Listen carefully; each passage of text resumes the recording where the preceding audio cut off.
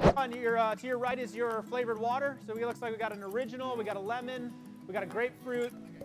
There's more down this aisle as well. You got a grapefruit one? We keep this stocked for the teams typically, so we have this in the office. First up here, we have olive oils. So with olive oils, I'm looking for a cold pressed oil, meaning that they didn't use heat to compress the olives down to get the oil out. And so what that does is it protects the content and the nutrients of the oil. And so that's what I'm looking for. Any kind of olive, there's a lot of good ones, there's a lot of type of brands. If you can have it filtered, that's great. Extra virgin, that's great. Same thing applies for coconut oil. Cold pressed, extra virgin, organic. You grab one of those bigger coconut oils for the lowest price. You can get great big ones. If you find them on sale, that's how you can save as far as getting a bigger one. We'll go through a big container in about 2 weeks because we use it for eggs. We do most mornings for the kids. We'll put it in smoothies. Sometimes I'll just do a tablespoon of it because it's a good healthy fat. Okay. This is coconut. The same thing applies for both of them, but this would be one. We had this in our house a couple weeks ago. We kind of rotate. We just look for, as long as it's organic, ideally it's organic, and it's not been heated real hot to make it, expeller pressed. We'll find one that's the cheapest, as far as like cost effective, because they'll go on sale all the time. So we kind of bargain shop these. Sometimes we'll get them at Costco has another good one. Sometimes we're getting it here. Also depends if we run out, how much we have left. Cool. Yeah, so if you put it in the coffee, she's asking, that's a good meal replacement, kind of like a smoothie is. And you would do, you could do butter in the coffee, or you could do coconut oil in the coffee. You could also do protein powder in the coffee. Use that to kind of sweeten or make it taste better. And you get a big dose of fat. It helps ramp up the metabolism. Okay. Which one? Yeah. Yeah, like a scoop of it. Yeah. Teaspoon, tablespoon. Yep. I'm holding coconut liquid aminos. So there is a regular liquid amino and a coconut liquid amino. This is fantastic on, there's several of your recipes that call for this. So this is a staple in our house on chickens, rice. Think it's kind of like a cross of a little bit soy sauce-ish almost. This has kind of got that coconut, a little bit sweeter flavoring to it. I don't know, maybe you call this a little bit more down the teriyaki lines, this would be, without all the sugars. There's only 2 grams of sugar in it, so we use it in our recipes. So my wife's been making cauliflower rice with chicken, and then we put this on the top. Fantastic. Easy meal, takes minutes to make. What's it? You want this one? Okay. So that's why I said some of these things you got to buy a few of them before you get started, but then that's in our house for quite a while that we have that condiment. Okay. Baking needs, if you're going to use those, use almond flour or coconut flour. Your sweeteners, we're not doing anything with that. Pasta sauce. Condiments wise, your ketchups, if you can get them organic, but again, if you're trying to save money, you're going for the meats first, not just those. Mustards. We talked about apple cider vinegar, olive oil, coconut oil. Did I miss anything? Olive I use with salads, or if I'm making like a chicken salad or just a regular salad. Sometimes over the top of cooking, I try not to cook with olive oil. We do put some olive on our Brussels sprouts sometimes, but I try to cook with coconut because you can heat it higher. Its smoke point is higher, so it's more stable. If you cook the oil and you smoke it, you now turned it to a rancid oil. So it changes the chemical makeup of it. So I cook with coconut, I use olive and other things. Yeah? The flavoring of it. I don't mind it. Maybe I just am immune to it now. If you are, and like let's say with eggs sometimes, it's kind of weird to use coconut. We still do, but just go lower heat then. Take a little bit longer to cook them. Don't heat the olive oil so hot, and you can use olive. That make sense? You could also try avocado. That's very stable oil. Yep, very stable. So another good healthy one. Grapeseed you can use as well. I don't know the smoke point on grapeseed. You'd have to ask that online. I'd have to post it later for you. Okay? But I know it's a good healthy oil. It's stable. It's usually those 4 that we're working within, mostly coconut and olive.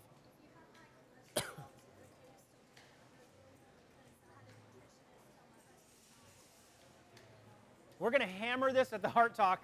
She asked, if you have high cholesterol, should you not be eating those? Yes.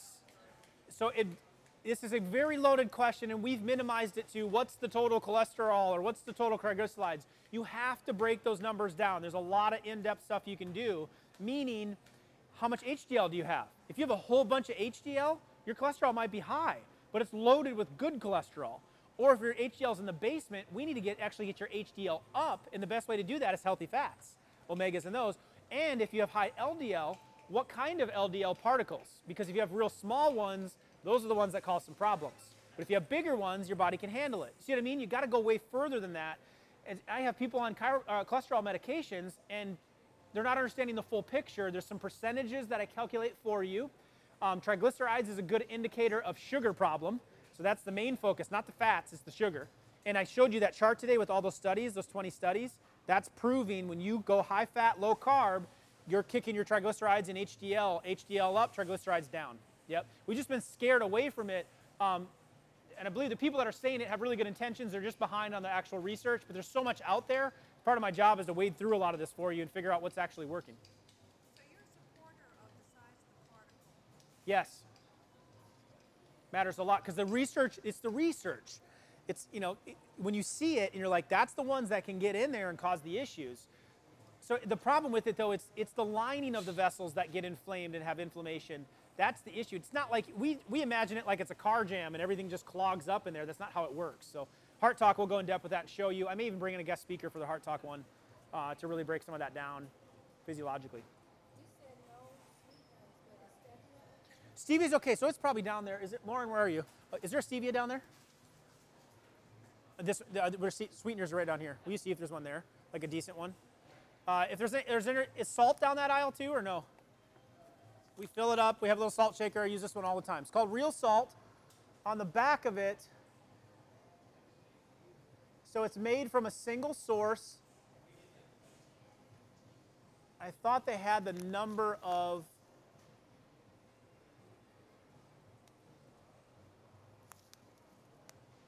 no, maybe they don't. I thought that the number of electrolytes on here, but this is the one we literally use. Otherwise, like a pink or a gray one that you grind up yourself. That's usually the general rules. Sweet Leaf is a great stevia brand.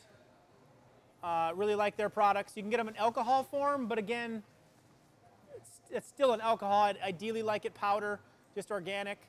They put some fiber in here, but the only ingredients are that fiber and then organic stevia extract and silica. So it's pretty straightforward. You just got to keep an eye on the ingredients label of stevia. No maltodextrin, no dextrose. Those are both code names for sugar. Sometimes they'll sneak, like Truvia has maltodextrin, I think, in it. That's sugar. Plain stevia is ideal. Yep, if you absolutely need it. Don't like them? Yeah. What are you using it for? Coffee? Have you tried the protein powder or the greens? Okay, I would try the greens are sweeter. If I'm doing just water, I'll put the greens in there that we have. Otherwise, do the chocolate one if you need chocolate greens. That really sweetens it up. Something about being in that whole mixture. So. So you don't like the liquid stevia? The what? The liquid? You can use that. That's fine. If I had to choose, I'd go powder over liquid, but liquid's not bad. It's just, it's still a form of an alcohol which can turn into a sugar, but it's very minute. Okay, because I get So. the organic and it's straight. Yeah, and then you like carry one in your purse or whatever, and you can drop it in your coffee or whatever, you know. Exactly. Yeah, yeah. That's fine. That's fine. You see, the protein powder has it in there already, so I don't need to buy it. So I used to buy a lot of it, but now I used to just get organic stevia, but now I don't need to buy much because I either use the greens or the protein powder. I'm already using those anyway. Because it was a concern that came out about using too much. Yeah, we talked about that with the gut. Yep. Oh, really? Well, yeah, we just talked about it a little bit ago. Do we did? Yes, it irritates your gut. It was, no, was it you? No, it was a lady, I'm sorry, she was sitting in front of you. It was causing bloating. Is that Not here. Yeah, she said because it's too much stevia, it can interrupt your gut. It's too much in there. Or sometimes we'll make like healthy cookies or something, like we'll experiment baking wise, and you have to use xylitol or stevia, and it's like, oh man, I can't, like we can't do it. like a health thing? You can't. I don't think so. I think it's just more of an irritant. Yeah, too much of a good thing.